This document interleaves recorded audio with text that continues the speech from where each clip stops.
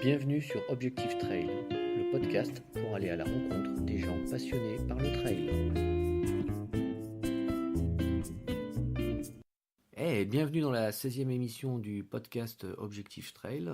Cette semaine, on continue la séquence sur la nutrition avec l'interview de Marine Berthaud, nutritionniste chez Nutrisens.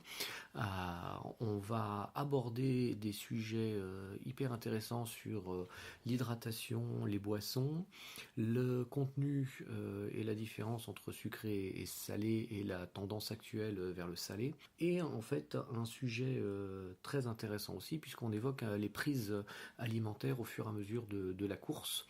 Et tu verras qu'il y a un timing à respecter, notamment au tout début de la course, avant de commencer à s'alimenter, qui n'est peut-être pas celui que tu appliques aujourd'hui, et cela peut provoquer quelques désagréments intestinaux. Donc je te souhaite une bonne écoute, et n'hésite pas à me laisser des commentaires sur les compléments d'informations dont tu aurais besoin pour continuer à affiner ta préparation pour ton prochain ultra. Salut, à tout de suite. Alors pour le coup, j'avais retrouvé qu'en plus pour préparer une course de manière simple, il y avait une formule qui disait que le poids de son poids fois la distance en kilomètres, donc par exemple 80 kg fois 10 km, ça fait 800 kcal, c'est ce qu'on allait consommer pendant la course. Oui. Déjà, ça donne aussi un repère sur l'UTMB, parce que 177 fois 80 kg pour moi, d'un coup, ça commence à faire... mais pour le coup, c'est marrant parce que la durée intervient très peu en fait. Ouais, la durée intervient peu, parce que du coup, vu que pendant le parcours, on consomme pratiquement toutes les heures un produit, effectivement, on n'a pas besoin non plus, c'est que la durée n'a pas d'impact, étant donné qu'on est censé s'alimenter durant le parcours. Mais par contre, le dénivelé et la température aussi peut avoir un fort impact, parce que plus il va faire froid, plus on va brûler, et plus il va faire chaud, plus il va falloir s'hydrater aussi. Donc, et si on a un temps très sec, on va se déshydrater énormément. Et ça peut être aussi bien en haute altitude quand il fait froid que quand il fait très chaud dans un désert. Ça, on ne pense pas forcément, mais en haute altitude, on se déshydrate énormément, voire plus qu'à très forte température. Donc, les sports d'hiver doivent être également... Oui, on doit être hyper vigilant en fait. Ouais. Je ne sais pas si on boit plus en altitude, effectivement. On boit moins parce qu'on a moins la sensation de soif. On la ressent moins, mais elle est quand même, la déshydratation est quand même présente. Alors, moi, j'ai beaucoup travaillé pendant les entraînements à regarder ma consommation. En fait, j'ai noté plein de choses, et je sais que globalement, ma conso moyenne, moi, c'est 400 ml/h, et que je vais entre doubler et tripler en forte chaleur. Je bois jusqu'à à peu près 1 litre par heure quasiment quand il fait vraiment très très chaud, surtout quand on est les premières fortes chaleurs. Ça m'est arrivé de faire des courses où c'était les premières fortes chaleurs où l'organisme n'est pas habitué, mais c'est la cata, quoi. C'est les courses les plus dures du monde, quoi. Je pense on est en dessous de tout, il n'y a plus d'énergie, il n'y a plus rien. C'est vrai que moi, ce que je conseille sur ce type de parcours, c'est de consommer des boissons salées, mais pas forcément des boissons salées, boissons d'effort, plutôt d'ajouter des pastilles de sel déjà dans son eau de boisson, dans l'eau pure. D'accord. Ou à consommer ou à les rajouter dans les boissons d'effort aussi, c'est possible, hein, c'est juste un petit goût salé, un arrière-goût salé, et ça permet du coup de favoriser la rétention d'eau et donc d'éviter une déshydratation trop rapide. C'est quelque chose que les sportifs font de plus en plus, j'ai l'impression, parce que on les trouve plus facilement dans le commerce, mais c'était pas quelque chose de très ancré, j'ai eu l'impression, mais c'est vrai que moi c'est quelque chose que je conseille vivement dès le départ ou en cours de parcours, quand les gens commencent à sentir qu'ils sont peut-être pas assez hydratés, ils n'ont pas respecté leur plan en tout cas d'hydratation sur le parcours, et qu'ils commencent à sentir que ils ont vraiment très soif, les boissons ça commence à les saturer. Moi je conseille vraiment d'avoir ces petites pastilles de sel, c'est un arrière-goût salé qui permet un petit peu de se rincer la bouche comme une eau un peu gazéifiée qui a un petit goût salé. Ça peut avoir tout son intérêt sur un parcours. Et alors ce qui revient beaucoup dans les livres, c'est les risques avec la déshydratation. Alors il y a le risque de déshydratation et trop de sel, c'est ça, l'hypothalamiétrie, un truc comme ça. Merci. Ou a priori j'ai compris que c'était hyper dangereux.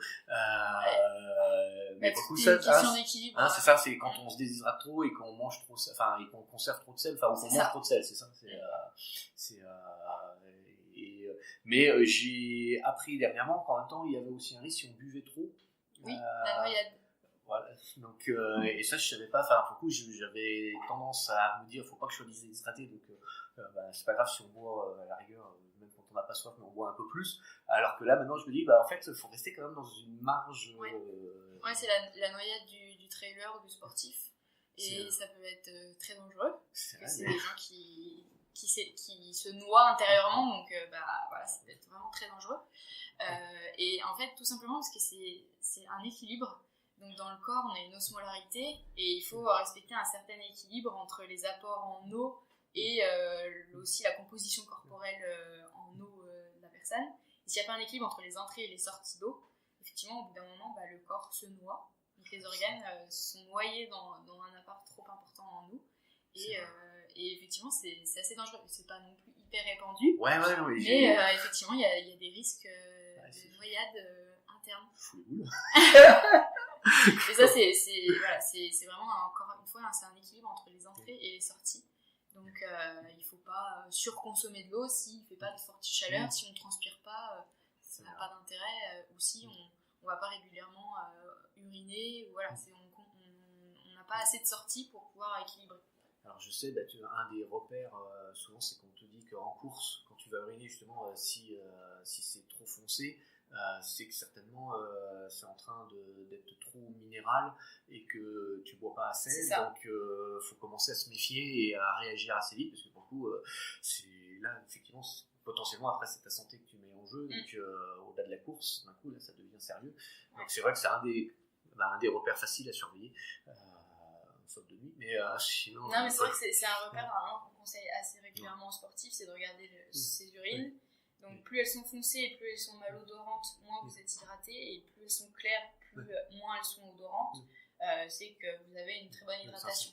La concentration du coup de cette urine, quand elle est très foncée et que vous n'allez pas souvent uriner, du coup, parce que vous vous hydratez pas non plus souvent, c'est une trop forte concentration des toxines au niveau de la vessie, et donc du coup effectivement c'est assez nocif pour toute personne, et encore plus pour le trailer ou le coureur lambda. Oui, ça concerne tout le monde, mais ouais. On va dire que forcément c'est plus extrême dès qu'on fait de l'ultra, parce que normalement effectivement on met le corps dans une tension globale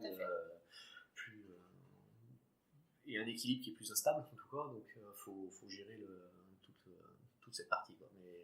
Et alors là tu partais des boissons et les plus moins en apport, et en même temps c'est sur les boissons, quand on rajoute de la poudre, on dit qu'il faut qu'elle soit hypo ou isotonique. Oui. Et ça c'est pour que les échanges pareils internes se passent. C'est la même chose, hein, c'est ça. Que pour qu'on ait un équilibre osmolaire, on va dire, sachant que on conseille en règle générale souvent de consommer des boissons isotoniques.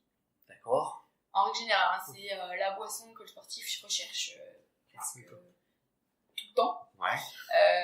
Mais il faut savoir que c'est pas une science exacte, la boisson isotonique, c'est-à-dire que ça ne convient pas à tous les sportifs, parce que par exemple la boisson hypertonique, elle va être intéressante dans les parcours très chauds. Donc là on n'aura pas d'intérêt à avoir une boisson isotonique. D'accord. La boisson hypotonique, on est sur des efforts normalement prolongés, plutôt des trailers d'ailleurs. Donc c'est plutôt... en fait, c'est qu'on a une mauvaise connaissance de ce que c'est, et en fait, en règle générale, on conseille les boissons isotoniques parce qu'elles ont un plasma qui sont une osmolarité qui est exactement la même que le plasma sanguin. Donc du coup, le but c'est d'avoir effectivement le plus d'équilibre possible. Mais en fonction de la durée de l'effort et de l'endroit, enfin, de la température dans laquelle on va être, les boissons hyper ou hypotoniques aussi ont un intérêt. Et donc, il ne faut pas être que sur de l'isotonique, c'est vraiment dépendant du parcours qu'on va faire.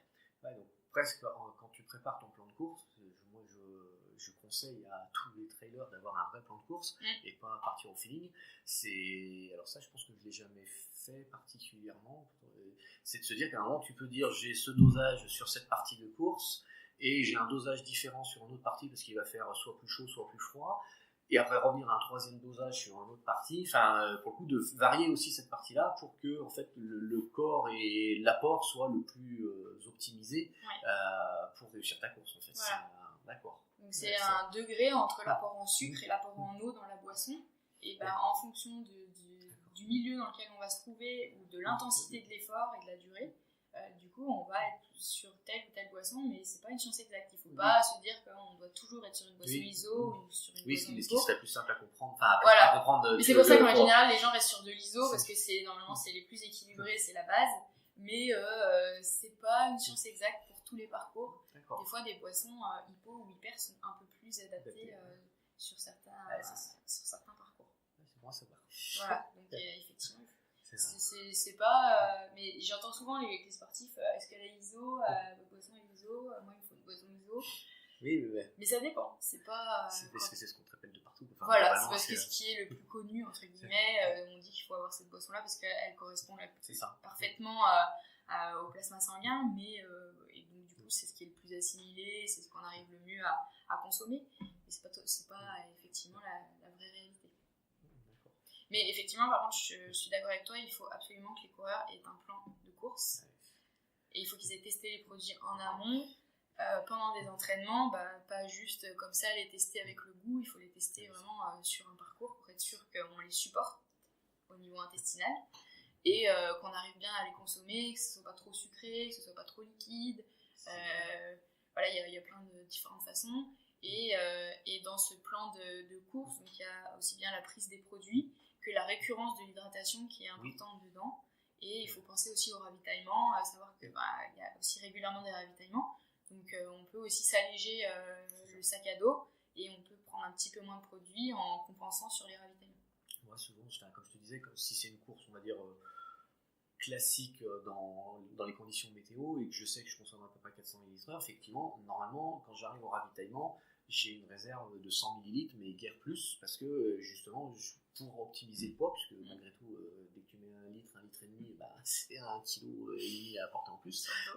Et ma sécurité de réserve alimentaire, elle va être plus parce que je vais avoir 1 ou 2 barres de sécurité. Et puis souvent, en fait, comme alors sur les très longues courses, ton sac quand il y a un sac de ravitaillement perso, il est qu'à mi-course. De toute façon, j'ai normalement les barres pour tenir les 80 premiers kilomètres. Donc, je suis rarement en difficulté si par hasard, en fait, j'ai une fringale à un moment donné. Donc mais effectivement, moi, je prépare l'alimentation en boisson, l'alimentation des barres, enfin de ce que je mange en solide, c'est timé aussi sur les créneaux. Et je sais que par exemple, à un moment, il est souvent préconisé manger un gel toutes les demi-heures ou des trucs comme ça. Moi, un gel toutes les demi-heures, c'est bien trop, quoi. Enfin, et souvent, je ne mange pas avant les 2 premières heures de course ou les 2 premières heures et demie, parce que je me suis aperçu qu'avant, pour le coup, ça me met l'estomac en vrac. Donc, j'attends en fait d'avoir les premiers signes de l'estomac pour avoir cette sensation. Et à partir de là, globalement, je me time sur à peu près quelque chose, une alimentation toutes les heures. Que je vais, comme je te disais, que je vais segmenter probablement pendant l'heure, mais c'est à peu près mon repère. Parce que sinon, effectivement, ça devient trop, et pour le coup, tu satures assez vite. Et je me suis aperçu aussi que sur certains ultras, même quand tout va bien, à un moment, tu sens que t'es plein. Enfin, et pour le coup, je vais me dire, là, je mange pas, et j'attends. Et souvent, je vais passer 2 heures, voire 3, sans manger. Et après, d'un coup, ça repart. Et c'est que j'avais rempli, je sais pas, toutes les réserves, tous les machins, mais c'était le bon timing pour pouvoir le gérer. Mais ça, effectivement, c'est après plusieurs ultras aussi que tu commences à te connaître et que tu interprètes mieux aussi les signaux que ton corps envoie. C'est ce que j'allais dire, effectivement, on voit que tu te connais et que tu as déjà fait des plans de préparation, parce que, effectivement, normalement, ce qu'il faut faire, c'est qu'on ne consomme pas de produits avant au moins 1h30 de course. En tout cas, lorsqu'on a une alimentation équilibrée et qu'on a préparé sa course avant, c'est-à-dire qu'effectivement, on a fait de la bonne mise en réserve. Quelqu'un qui n'a pas fait attention à son alimentation, il va pouvoir commencer à prendre un produit les 30 premières minutes à 1 heure. Mais quelqu'un qui a très bien fait attention à son alimentation et a très bien préparé la course, effectivement, avant 1h30 de course, en général, les réserves sont amplement suffisantes, et elles sont là pour ça d'ailleurs, pour éviter une surcharge de consommation de produits. Donc du coup, les premières heures, normalement, on ne consomme que de l'eau pure. Et ensuite, toutes les heures, effectivement. Normalement, on a une récurrence toutes les heures d'un produit par heure ou d'un ravitaillement. Oui, voilà.